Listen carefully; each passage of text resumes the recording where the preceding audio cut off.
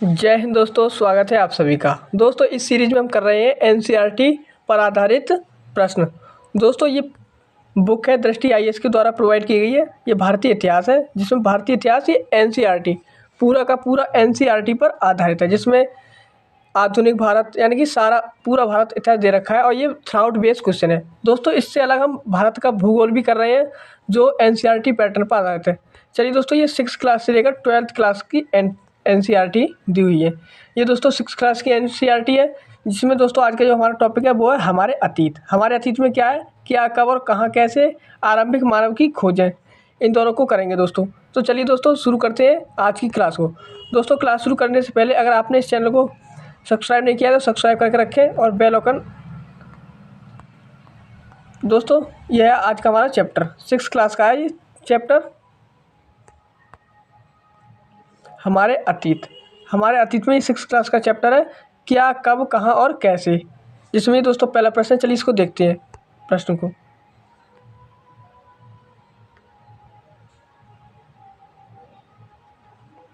प्रश्न नंबर दोस्तों पहला है, गेहूं और जौ की फसलों के संदर्भ में निम्नलिखित कथनों पर विचार कीजिए। दोस्तों 2 कथन दे रखे हैं और पूछा हुआ है इसमें कौन सा कथन सही है।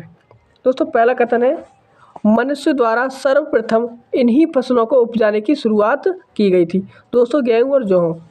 तो दोस्तों अगर हमने एनसीईआरटी पढ़ी है आपने तो अच्छी बात है, नहीं पढ़ी है तो कोई बात नहीं। इसमें आपके ज़्यादातर क्वेश्चन क्लियर होते जाएंगे, क्योंकि इसमें दोस्तों डिस्कशन दे रखा है, व्याख्या अच्छी खासी दे रखी है। दोस्तों इसमें हमारा पहला प्रश्न तो सही है, जो पहला कथन है वो एकदम राइट है। दूसरा है, इन फसलों को उपजाने का क्षेत्र हिमालय और विंध्य की पहाड़ियाँ थीं। तो दोस्तों ये वाला गलत है। क्यों? इन फसलों को उपजाने का क्षेत्र सुलेमान की पहाड़ी है, किरतर पहाड़ी है और विंध्य क्षेत्र में है। तो दोस्तों विंध्य क्षेत्र में नहीं है, तो ये वाला कथन गलत हो जाएगा। इसमें दोस्तों पहला ही सही है, तो क्या आंसर होगा, केवल एक सही है। चलिए दोस्तों इसकी व्याख्या देख लेते हैं। व्याख्या में दे रखा है, सर्वप्रथम मनुष्य ने गेहूं और जौ उपजाना आरंभ किया, लगभग 8000 वर्ष पूर्व किया।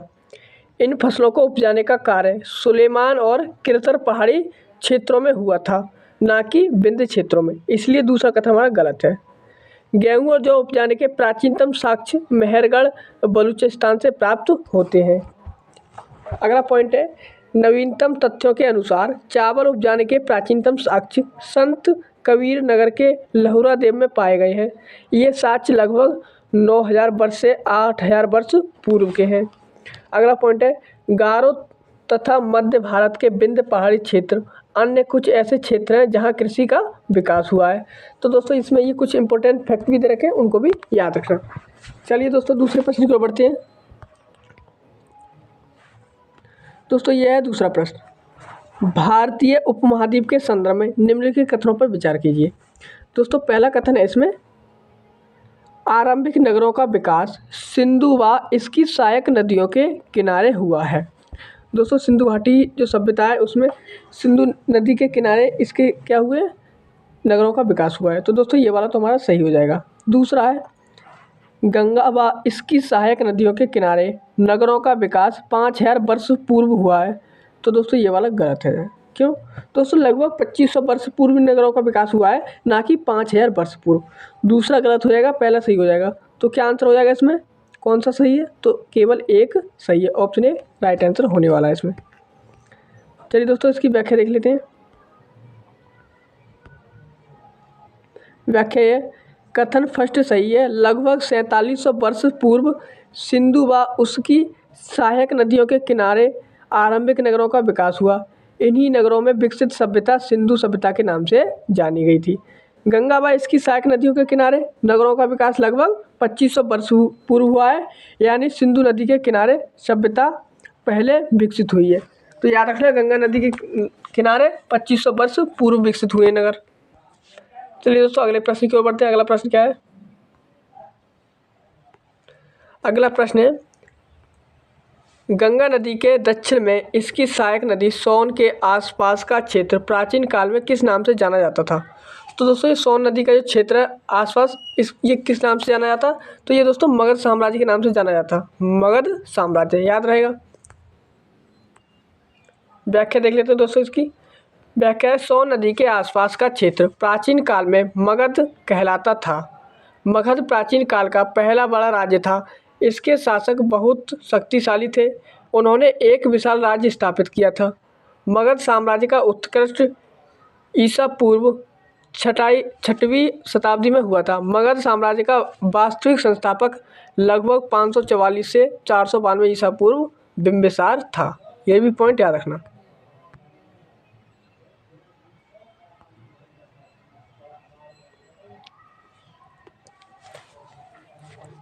अगला प्रश्न है, भारत देश के नाम के संदर्भ में निम्नलिखित कथनों में से कौन सा कथन सही है। भारत देश के संदर्भ में दोस्तों 2 कथन दे रखे हैं। चलिए एक एक कथन को देख लेते हैं। फर्स्ट है हमारा, लगभग 2500 वर्ष पूर्व उत्तर पश्चिम की ओर से आने वाले ईरानियों और यूनानियों ने सिंधु को हिंदोस अथवा इंदोस तथा इस नदी के पूर्व में स्थित भूमि प्रदेश को इंडिया कहा था। तो दोस्तों ये वाला कथन एकदम राइट है। दूसरा है, भारत नाम का प्रयोग उत्तर पश्चिम में रहने वाले लोगों के एक समूह के लिए किया गया था। इस समूह का उल्लेख संस्कृत भाषा की आरंभिक कृति ऋग्वेद में भी मिलता है। तो दोस्तों ये भी सही है। जब दोस्तों इसमें हमारे दोनों कथन सही हैं तो जब आंसर क्या हो जाएगा, इसमें हमारा राइट आंसर होगा ऑप्शन सी, 1 और 2 दोनों। व्याख्या भी देख लेते हैं इसकी। उपयुक्त तो दोनों कथन तो सही है। उत्तर पश्चिम की ओर से आने वाले ईरानियों और यूनानियों ने सिंधु को हिंदोस अथवा इंदोस कहा। उन्होंने इस नदी के पूर्व में स्थित भूमि प्रदेश को इंडिया कहा था। भारत नाम का प्रयोग उत्तर पश्चिम में रहने वाले लोगों के एक समूह के लिए किया जाता था। इस समूह का उल्लेख ऋग्वेद में मिलता है। ऋग्वेद संस्कृति की आरंभिक कृति है जो लगभग 3500 वर्ष पुरानी है। बाद में इसी भरत समूह के नाम का प्रयोग देश के लिए होने लगा था। दोस्तों अगला प्रश्न है, पांडुलिपियों के संदर्भ में निम्नलिखित कथनों में से कौन सा कथन सही नहीं है। दोस्तों गलत कथन बताना है। चलिए दोस्तों हम ठीक कथन देख लेते हैं कौन से कथन सही है। दोस्तों पहला कथन है, अतीत में हाथ से लिखी गई पुस्तकें पांडुलिपि कहलाती थी। यानी कि दोस्तों ये प्राचीन काल की बात कर रहे हैं। प्राचीन काल में हाथ से जो लिपि लिखी जाती थी हम उसे क्या कहते थे, पांडुलिपि कहते थे। एकदम सही है। अंग्रेजी में पांडुलिपि के लिए मैन्यूस्क्रिप्ट शब्द का प्रयोग होता है जो लैटिन भाषा के शब्द मैन्यू जिसका अर्थ हाथ है से निकला है। तो दोस्तों ये भी सही है इसमें, क्योंकि दोस्तों पांडुलिपि है, इसे हम पांडुलिपि को मैन्यू ही कहते हैं। दोनों सही हो गए दोस्तों। ये तो हमारा आंसर होगा नहीं। चलिए आगे देख लेते हैं इसके कथन। पांडुलिपि ताड़ के पत्तों को काटकर अथवा हिमालयी क्षेत्र में उगने वाले भोज नामक पेड़ की छाल से विशेष तरीके से तैयार भोज पत्र पर लिखी जाती थी। तो दोस्तों ये भी सही है। दोस्तों ये भी सही है हमारा। पांडुलिपियाँ केवल मंदिरों और विहारों में प्राप्त होती हैं जो केवल संस्कृत भाषा में लिखी गई हैं। दोस्तों ये वाला गलत है। क्यों? ये दोस्तों संस्कृत भाषा में नहीं है, ये संस्कृत में है, प्राकृतिक में है, तमिल भी है, कई भाषाओं में लिखी गई है। तो दोस्तों ये वाला गलत हो जाएगा। तो आंसर क्या होगा, ऑप्शन डी राइट आंसर हो जाएगा। ऑप्शन डी हमारा आंसर हो जाएगा क्योंकि गलत कथन पूछा हुआ है। चलिए दोस्तों इसकी व्याख्या देख लेते हैं। कथन ए बी सी सही है परंतु डी गलत है, क्योंकि पांडुलिपियाँ मंदिरों और विहारों के अतिरिक्त अन्य स्थानों से भी प्राप्त हुई हैं।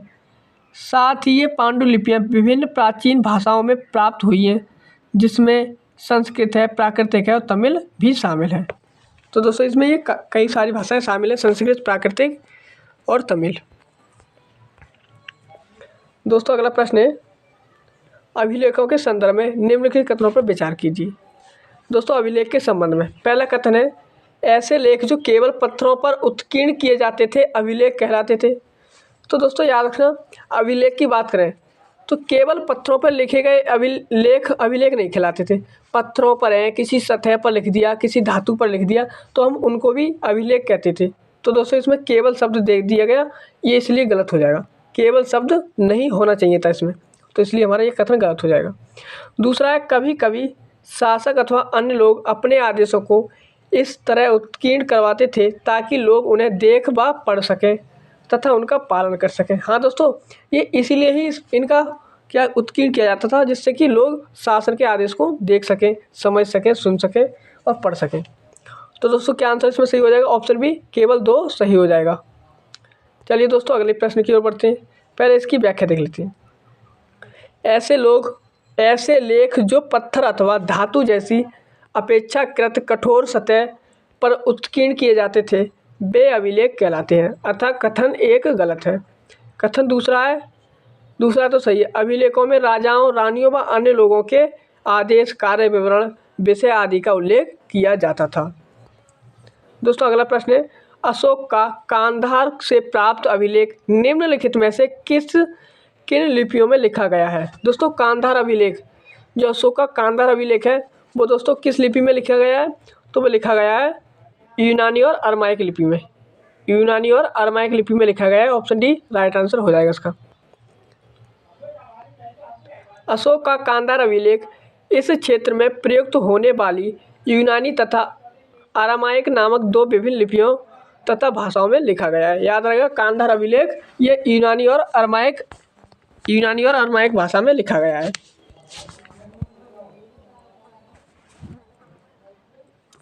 दोस्तों प्रश्न नंबर अगला है हमारा, कथन और कारण से संबंधित है। ईसा मसीह के जन्म के पूर्व की सभी तिथियां ईसा पूर्व के रूप में जानी जाती हैं। दोस्तों ये तो बिल्कुल सही है। क्यों?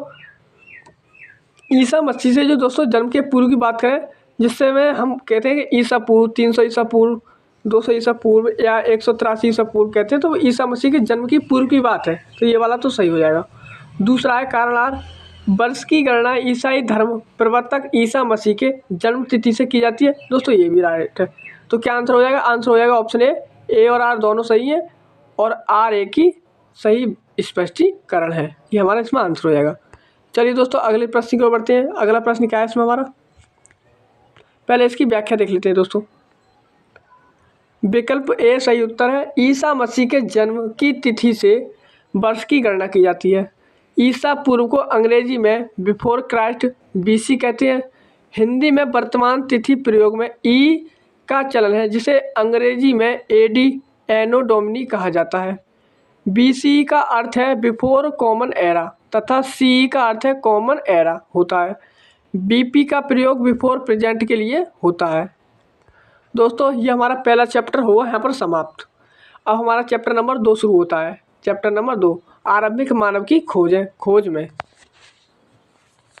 चलिए दोस्तों प्रश्न देख लेते हैं। पहला प्रश्न है, निम्नलिखित पुरास्थलों में से किस स्थान से मनुष्य के आखेटक खाद्य संग्राहक होने के प्रमाण नहीं मिले हैं। दोस्तों आखेटक खाद्य संग्राहक होने के प्रमाण कहाँ से नहीं मिले हैं, तो दोस्तों ये चिरान से नहीं मिले हैं। चिरान से नहीं मिले, भीमबेटका से मिल गए हैं, और हुसगी से मिल गए हैं, और कुरनूल गुफाएं से मिल गए हैं। इन तीनों से मिल गए हैं, लेकिन चिरान से नहीं मिले हैं। चलिए दोस्तों इसकी व्याख्या भी देख लेते हैं साथ ही। आंसर ऑप्शन सी हो जाएगा यहाँ पर। भीमबेटका, हुसगी, कुरनूल की गुफाओं से मनुष्य के आखेटक व खाद्य संग्राहक होने के प्रमाण मिले हैं। ये तीनों पुरापाषाणिक पुरास्थल है, जबकि चिरांद नवपाषाणिक पुरास्थल है। दोस्तों ये तीनों कैसे हैं? पुरापाषाणिक पुरास्थल है, यानी कि पुरापाषाण स्थल है, और ये चिरांद नवपाषाण कालीन है। और ये तीनों कैसे हैं? पुरापाषाण कालीन है। याद रहेंगे। भीमबेटका नर्मदा नदी के किनारे है, और हुसगी और कुरनूल गुफाएं तुंगभद्रा नदी के किनारे हैं। इनको भी याद रखना। दोस्तों अगला प्रश्न है, निम्नलिखित पुरास्थलों में से नवपाषाणिक पुरास्थल है। दोस्तों नवपाषाणिक स्थल पूछा हुआ है, तो मेहरगढ़ ये भी नवपाषाण है, बुर्जहोम नवपाषाण है, महागढ़ा ये भी नवपाषाण है, कोल्ली हवा नवपाषाण है, और दाओजली हेडिंग ये भी नवपाषाण है, यानी कि सभी नवपाषाण कालीन है। तो दोस्तों क्या आंसर हो जाएगा? आंसर हो जाएगा ऑप्शन डी 1, 2 और 3, 4, 5, यानी कि सभी उपरोक्त सभी स्थल नवपाषाणिक पुरास्थल हैं। याद रहेंगे ये मेहरगढ़ है, बुर्जहोम, महागढ़ा, कोल्डी हवा, दाओजली हेडिंग ये सभी नवपाषाण कालीन है। दोस्तों अगला प्रश्न है,